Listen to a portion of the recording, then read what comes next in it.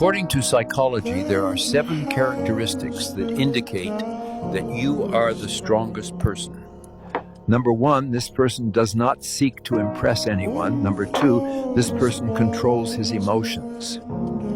Number 3, this person doesn't usually talk much. Number 4, this person can see pain behind a smile. Number 5, this person is too stubborn. Number 6, this person doesn't always complain about everything.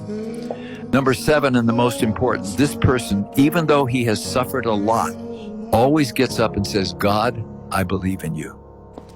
You might think there are no such people, but I believe there are some, the strongest people. Write how many characteristics you identify with and hit follow, because my account is for you.